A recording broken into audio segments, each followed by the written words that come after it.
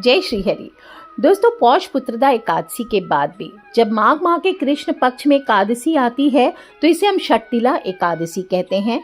इस दिन तिल से स्नान करना, तिल का उपटन करना, तिल का हवन करना, तिल का तर्पण करना, तिल का भोजन करना और तिलों का दान करना, तिल के ये 6 प्रयोग बताए गए हैं। इसके प्रयोग के कारण ही ये षटतिला एकादशी कहलाती है। इस व्रत को करने से अनेक प्रकार के पाप नष्ट होते हैं। एक समय दालभ्य ऋषि ने पुलस्त्य ऋषि से पूछा, हे महाराज, पृथ्वी लोक में मनुष्य ब्रह्म हत्या आदि महान पाप करते हैं, पराये धन की चोरी करते हैं, दूसरों की उन्नति देखकर ईर्ष्या करते हैं, साथ ही अनेक प्रकार के व्यसनों में फंसे रहते हैं, फिर भी उनको नरक प्राप्त नहीं होता। इसका क्या कारण है? वे ना जाने कौन से दान पुण्य करते हैं जिससे उनके पाप नष्ट हो जाते हैं। यह सब कृपा पूर्वक आप मुझसे कहिए। पुलस्त मुनि कहते हैं कि हे महाभाग, आपने मुझसे अत्यंत ही गंभीर प्रश्न पूछा है। इससे संसार के जीवों का अत्यंत भला होगा और इस भेद को इंद्र आदि भी नहीं जानते हैं, परंतु आपको मैं ये गुप्त तत्व अवश्य बतलाऊंगा।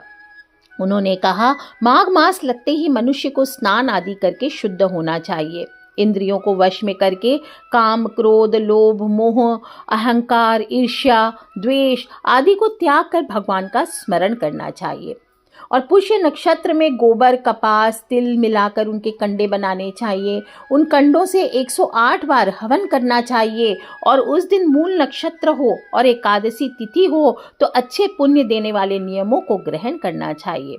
स्नान आदि नित्य क्रिया से निवृत्त होकर सब देवताओं को देवश्री का पूजन करें और एकादशी व्रत को धारण करें।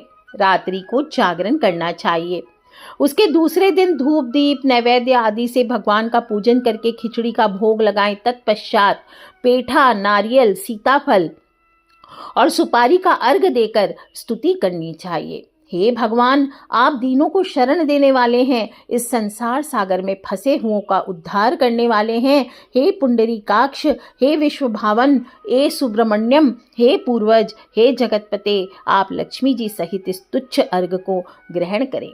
इसके पश्चात जल से भरा हुआ कुंभ ब्राह्मण को दान करना चाहिए तथा ब्राह्मण को श्यामा गौ और तिल पात्र भी देना उत्तम है। तिल स्नान और भोजन दोनों ही श्रेष्ठ हैं और इस प्रकार जो मनुष्य जितने तिलों का दान करता है उतने ही 1000 वर्ष स्वर्ग में वास करता है। इतना कहकर पुलस्त ऋषि कहने लगे, अब मैं तुमसे इस एकादशी व्रत की कथा कहता हूँ। एक समय नारद जी ने भगवान श्री विष्णु से यही प्रश्न किया था और भगवान ने जो षटतिला एकादशी का महात्म्य नारद जी से कहा सो मैं तुमसे कहता हूँ। भगवान ने नारद जी से कहा कि हे नारद, मैं तुमसे सत्य घटना कहता हूँ, ध्यान पूर्वक सुनो। प्राचीन काल में मृत्युलोक में एक ब्राह्मणी रहा करती थी। वह सदैव व्रत किया करती थी और एक समय वह 1 मास तक व्रत करती रही। इससे उसका शरीर अत्यंत ही दुर्बल हो गया। यद्यपि वह अत्यंत बुद्धिमान थी, तथापि उसने कभी देवताओं या ब्राह्मणों के निमित्त अन्न या धन का दान नहीं किया था। इससे मैंने सोचा कि ब्राह्मणी ने व्रत आदि से अपना शरीर तो शुद्ध कर लिया है, अब इसे विष्णु लोक तो मिल ही जाएगा, परंतु इसने कभी अन्न का दान नहीं किया, अतः इसकी तृप्ति होना कठिन है। भगवान ने आगे कहा, ऐसा सोचकर मैं भिखारी का वेश में मृत्यु लोक में उस ब्राह्मणी के पास गया और उससे भिक्षा मांगी। वह ब्राह्मणी बोली, महाराज, किस लिए आप आए हैं? मैंने कहा, मुझे भिक्षा चाहिए। उस पर उसने एक मिट्टी का ढेला मेरे भिक्षा पात्र में डाल दिया। मैं उसे ही लेकर स्वर्ग में लौट आया। कुछ समय बाद ब्राह्मणी भी शरीर त्याग कर स्वर्ग में आ गई। उस ब्राह्मणी को मिट्टी का दान करने से स्वर्ग में सुंदर महल मिला, परंतु उसने अपने घर को अन्न आदि सभी सामग्रियों से शून्य पाया।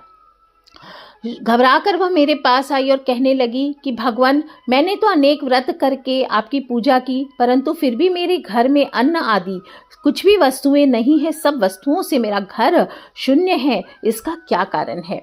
तब मैंने उसे बताया कि पहले तुम अपने घर जाओ, देव स्त्रियां आएंगी तुम्हें देखने के लिए, पहले उनसे षटतिला एकादशी का पुण्य और विधि सुन लो, तब द्वार खोलना। मेरे ऐसे वचन सुनकर वह अपने घर गई। जब देव स्त्रियां आई और द्वार खोलने को कहा तो ब्राह्मणी ने कहा, आप मुझे देखने आई हैं तो षटतिला एकादशी का महात्म्य पहले आप मुझसे कहिए। से एक देव स्त्री कहने लगी कि मैं तुम्हें कथा सुनाती हूँ। जब ब्राह्मणी ने षट्टिला एकादशी का महात्म्य सुना तब द्वार खोल दिया।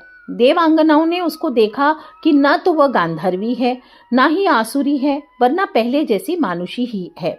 इस ब्राह्मणी ने उनके कथा अनुसार षट्टिला एकादशी का व्रत किया, जिसके प्रभाव से वह सुंदर और रूपवती हो गई तथा उसके घर अन्न आदि समस्त सामग्रियों से युक्त हो गया। अतः मनुष्यों को मूर्खता त्याग कर षट्टिला एकादशी का व्रत और लोभ न करके तिल आदि का दान करना चाहिए। इससे दुर्भाग्य हो, दरिद्रता हो, अनेक प्रकार के कष्ट हो, सभी दूर होकर के मोक्ष की प्राप्ति होते हैं। इस प्रकार षट्टिला एकादशी व्रत की कथा संपूर्ण होती है। सभी लोगों को चाहिए कि थोड़े से सफेद तिल लेकर के हाथ में इस कथा को सुने और जल के लोटे से बाद में सूर्य भगवान को वो अर्पित कर दें। बोलिए ओम नमो भगवते वासुदेवाय। जय श्री विष्णु भगवान की जय, लक्ष्मी मैया की जय। हर हर महादेव शंभो।